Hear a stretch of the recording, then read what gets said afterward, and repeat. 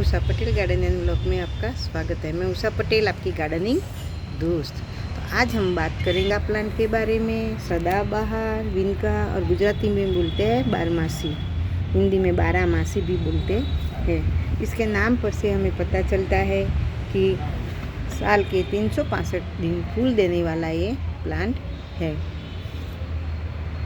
इस प्लांट को विनका, सदाबहार, बारहमासी, गुजराती में बारहमासी बोलते हैं। ये प्लांट एक ऐसा है, आप देख सकते हो, इसमें बहुत ढेर सारे कलर्स मिलते हैं।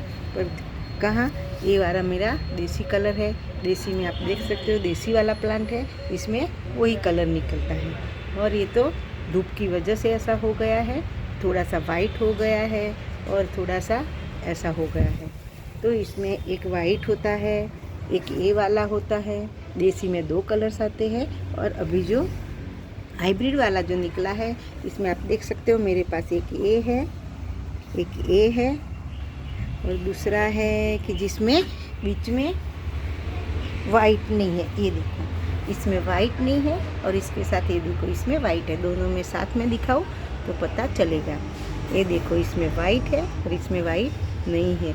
आप एक ही प्लांट के सीड गिर गिर के मैंने ये सारे प्लांट बनाए हैं। ये मेरा मदर प्लांट है। देखो, ये मैंने 1 साल पहले लिया था, 20 रुपये में लिया था और इसके ही सीड्स गिर के इतने ढेर सारे मैंने प्लांट बनाए हैं।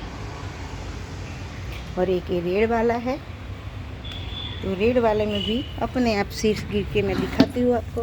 ये प्लांट एक ऐसा प्लांट है, नर्सरी में से एक बार आपके गार्डन में आएगा तो जाने का नाम नहीं देगा। इसमें इतने ढेर सारे सीड्स बनते रहते हैं और अपने आप गिर के, देखो ये रहा, अपने आप गिर के ढेर सारे प्लांट बनाते रहते हैं।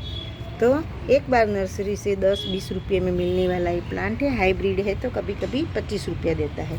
और ये तो आपको सोसाइटी में कहीं भी आपको मिल जाएगा, वहाँ जहाँ भी घूमते रहते हैं तो सोसाइटी में जिसके भी गार्डन है तो सीड्स गिर गिर के अपने आंगन में भी इतने प्लांट हो जाते हैं कि आपको नर्सरी से लाने की ज़रूरत नहीं पड़ती है। तो मेरे पास ये रेड, ये वाला और ये वाला है। वाइट नहीं था तो मैंने ये लाई हूँ, मैं कहीं से भी वाइट का सीड्स ला के मैंने डाला है, तो इतने सारे वाइट के मेरे प्लांट बन गए हैं। तो अब आते हैं, मैंने सारी इसकी जानकारी आपको दे दी है कि प्लांट के बारे में। तो सबसे पहले आती है मिट्टी। तो सबसे पहला आता है गमला। तो गमला हम इसको छोटे से छोटे गमले में, प्लास्टिक के बोतल में और 8-10 इंच के, 3 इंच के, आप देख सकते हो, एक छोटे से गमले भी मैंने इसमें ग्रो किया है। ये मेरा देसी वाला प्लांट है। तो छोटे से छोटे गमले में ग्रो होने वाला एक प्लांट है। चाहे आप मिट्टी का लो, सिरामिक का लो, प्लास्टिक का लो, कोई भी पॉट इसको चलता है। दूसरी आती है मिट्टी। जब भी हम ये प्लांट नर्सरी से लाए या कहीं से भी आपको मिल जाए तो आप इसको सीड से ग्रो करके जब भी उसको रिपोर्ट करो तभी मिट्टी बनाओ। तो इतनी भुरभुरी मिट्टी बनाओ कि इसमें पानी ठहरे नहीं, क्योंकि सबसे ज़्यादा इसका कोई और रोग नहीं आता है, पर उसका जो भी कोई रोग आता है वो है फंगस, इसके ऊपर ज़्यादा अटैक करता है। तो क्या होता है, जब भी मिट्टी हमारी चिकनी होती है तो पानी हम देते हैं तो इसमें इसका जो जड़ होता है रूट रॉट हो जाता है और फिर हमारा प्लांट धीरे धीरे खराब हो जाता है। तो सबसे पहला हमें बुरी मिट्टी बनानी है कि जिसमें पानी ठहरे नहीं। और फिर आते हैं पानी, कि इसको हमें मॉइस्चर लेवल भी बना के रखना है। जो प्लांट सूख जाता है तो फिर हमारा प्लांट भी धीरे धीरे मर जाता है। तो अभी गर्मी की मौसम है तो हमें खास उसको पानी का भी ख्याल रखना है कि हमेशा उसका मॉइस्चर लेवल हमें बना के रखना है। तो फिर आती है खाद। तो जो भी प्लांट फूल देता है उसको हमेशा एसिडिक सॉइल पसंद होती है। तो आज मैं आपको वही खाद बताऊंगी जो हमारे घर में है, हमारे गार्डन किचन में है। तो आपको फ्री में खाद मिल जाएगी, एकदम कोई पैसा खर्च करने की ज़रूरत नहीं है। और ये प्लांट भी एक ऐसा है, एक बार आप प्लांट लेके आ जाओगे तो आपको बार बार प्लांट खरीदने की भी ज़रूरत नहीं पड़ती है। मैं आपको दिखाऊँ, यहाँ भी देखो कितने ढेर सारे सीड्स बनते रहे हैं और ये मेरे प्लांट में कितने ढेर सारे प्लांट निकल के आए हैं।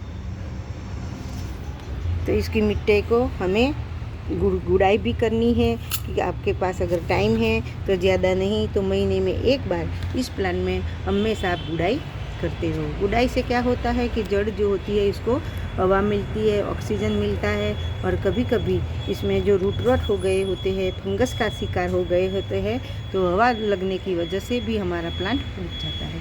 तो अब आती है खाद। तो सबसे पहले मैं खाद कौन सी देती हूँ, ये है चाय, यूज़ की हुई चाय की भुक्की है। अगर आपके पास फ्रेश भुक्की है तो आप बहुत कम डालो, मतलब आधी टेबल स्पून। और अगर फ्रेश नहीं है और आप यूज़ की हुई चाय पत्ती डालना चाहते हो तो आप हर एक प्लांट में 2 चम्मच हर महीने में डाल सकते हो, ऐसे ही। तो इससे भी मिट्टी भुरभुरी बनती है, और चाय की वजह से मिट्टी भी हमारी जो सॉइल होती है एसिडिक बनेगी, और इसको नाइट्रोजन भी मिलेगा।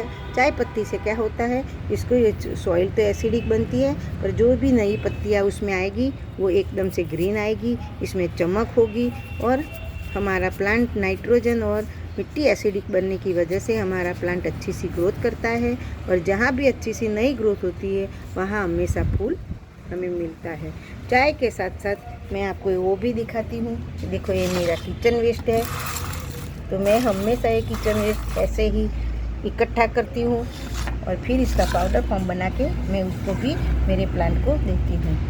अगर आप इसको ऐसा नहीं करना है तो आप केले के जो छिलके होते हैं इसमें पोटास की मात्रा ज़्यादा होती है, तो आप केले के छिलके को ऐसे भिगो के भी आप इसको प्लांट को दे सकते हो, और पोटास रिच फर्टिलाइज़र की वजह से वो भी हमारा प्लांट अच्छे से हमें फूल देता है। अगर आपको ये भी कुछ नहीं करना है तो आप चाहे कि जो हाँ उत्तराखंड है, हिमाचल है, ऐसा ठंड प्रदेश है, हमारे यहाँ तो गर्मी बहुत बढ़ गई है, पर जहाँ ठंड प्रदेश है तो आप हर महीने में DAP के कुछ दाने अपने प्लांट को दे सकते हो, क्योंकि DAP में नाइट्रोजन, फॉस्फोरस और पोटास की मात्रा अच्छी सी होती है, और केमिकल जो खाद होती है ये हमारे प्लांट में ऊपर जल्दी से असर करता है, और इससे हमें ढेर सारे फूल देते हैं।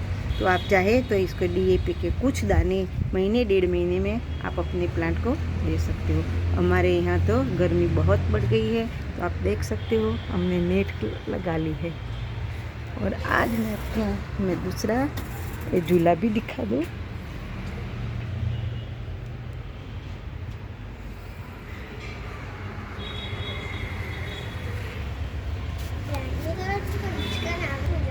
तो चलो फिर मिलेंगे कुछ नए टॉपिक के साथ, तब तक बाय बाय। बाय बाय बोल दो, बाय बाय।